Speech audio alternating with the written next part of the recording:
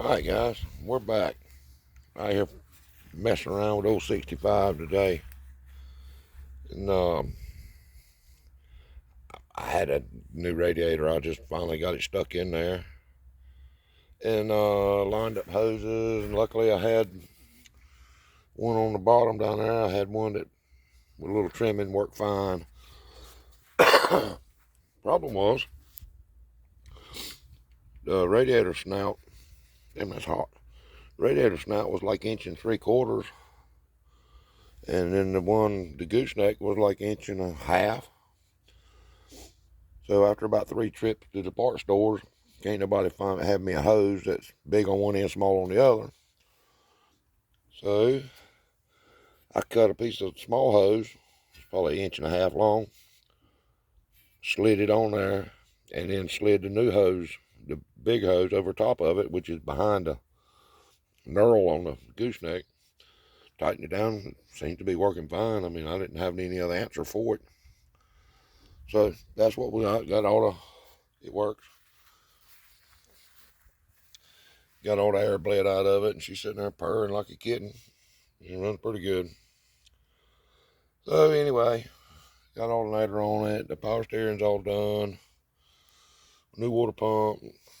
New to me hoses. New radiator. Finger right away. Rambo chilling in the sun. And anyway, that sat on the 65. Still ain't got the bed back on it.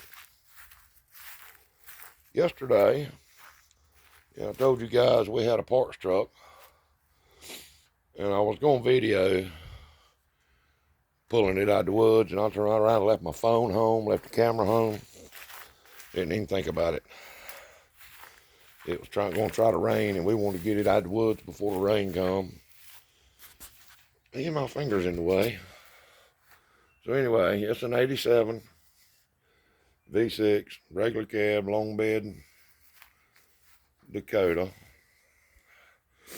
I think best we measured, the doors are excellent. They're in great shape. Front fenders, if somebody needed front fenders, we're going to use the doors.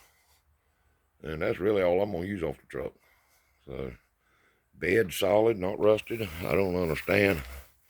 It had, you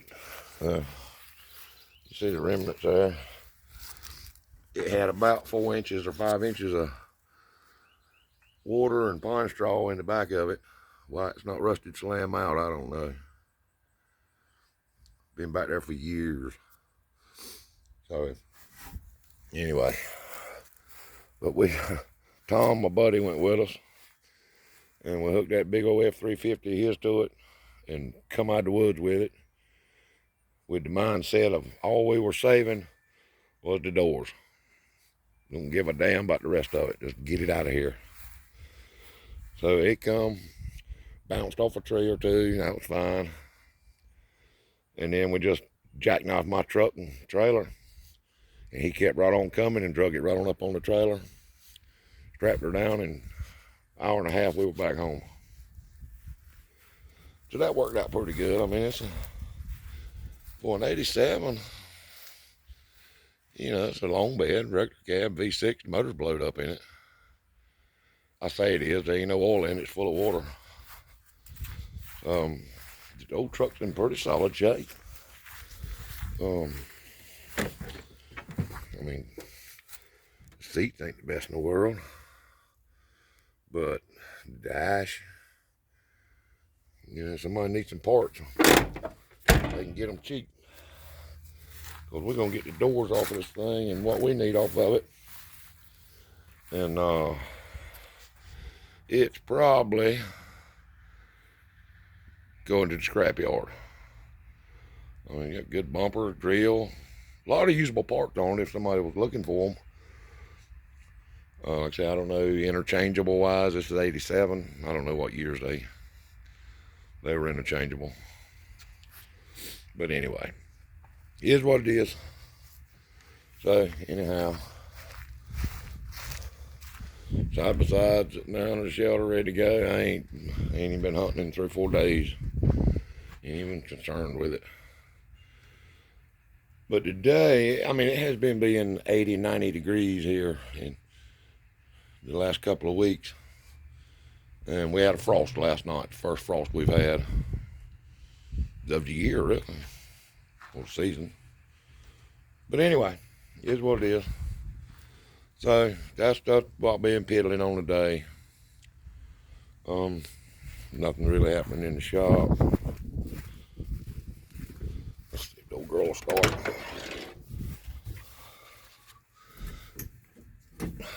Fancy choke lever. Come on, Bessie.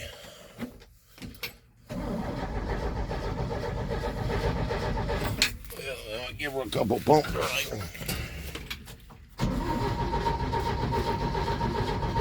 Huh, she might be out of gas.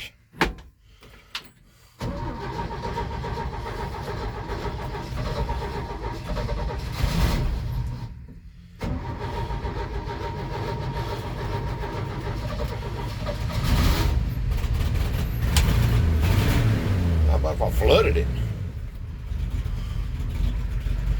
But anyway, old power steering works good. We got good brakes. So we did do, I don't know, we did do the manual brakes on it. Collecting glass pipe. But that's what we got. All new brake lines, new brake shoes, drums, everything's new. A disc on the front. And a manual master. I think it was for a 70 Chevelle, I believe what it was. But homemade power steering bracket. Seems to work anyway. Snapper gas tank for a gas tank over here. I got to build me a gas tank. I think I'm gonna put Tom, my buddy, brought me a stainless steel beer keg. I think that's what I'm gonna do. Mount the beer keg right in the bed of it. Dig some fittings in it and be done. I don't know, we'll see. But anyway, that's what we're doing. Messing around with old junk. But anyhow, all right, guys. I'm just piddling around messing today. I gotta pick up my grandson from daycare here in just a little bit, so I can't get into much. So, poor Rambo there, he's got it hard, ain't he? That's what he does, lay in the shade and move over in the sun. In the shade and in the sun, back and forth all day. But anyway, I did replace a couple 8-foot lights in my shop the other day. Threw them out here I got a scrap pile coming for building up for my scrap man. He'll come get all that junk. And anyway, I was sitting there thinking the other night, I think what I'm gonna do over my daughter and son-in-law's got a bunch of 4-inch solid cap blocks. I think I'm gonna build me a little floor right there and mount that English wheel in the blast cabinet under this shelter. Move the firewood over and all. Be right there by the air compressor, so that'll work good.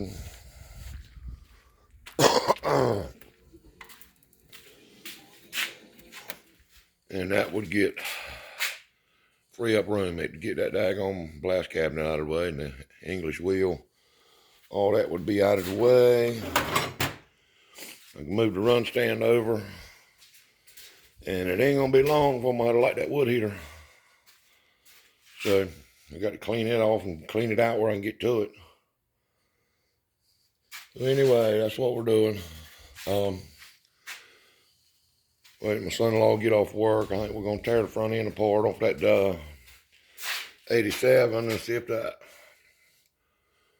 upper control arm cross bolt. All the measurements show they're the same. I can't find nothing on the web, on the internet anywhere that says they are or not. So we're going, like I say, truck junk anyway. It's not even going to get off my trailer till it goes to the scrap yard. We're going to pull one off and see how it works.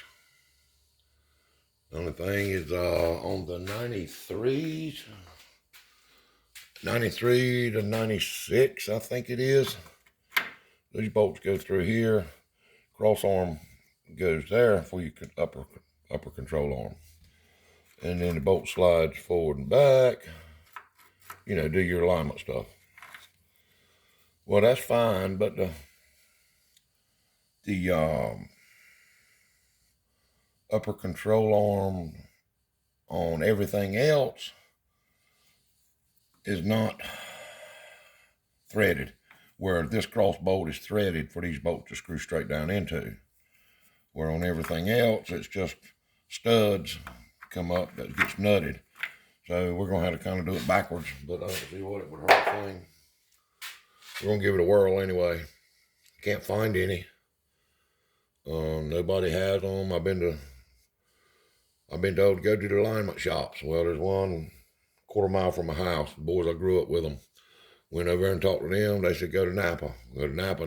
No, we can't get it. Go to Riley's, CarQuest, do all that. Go online. Nobody's got them. And don't look like nobody's can get them unless I go through Moog. And we may have to do that, but I'm going to try this one first. But anyway, guys, that's what we're just messing around. All right. Let's see, I might be able to show you right here. Yeah. This is over on the passenger side. And what the whole deal was, I went to bust a nut off right here on the driver's side and wrung it right off with a 18-inch 2-foot ratchet. So anyway, this is what I gotta have. If I can get my hand right. That cross bolt, see, that's threaded. And the bolts drop in from the top. I don't know how well y'all can see it, but anyway, that's the deal. That lays flat. And I don't see why. I may get some longer bolts, you know, grade 8 bolts or something like that, and put in there. Nothing special up top that I can see. Just a slot. And you can put the bolts in there and tighten the shit out of them and be done with it. We're going to give it a whirl and see what happens anyhow. All right, guys, I'm going to get out of here and get right and go pick up my grandson from daycare. All right, y'all have a good one. See ya.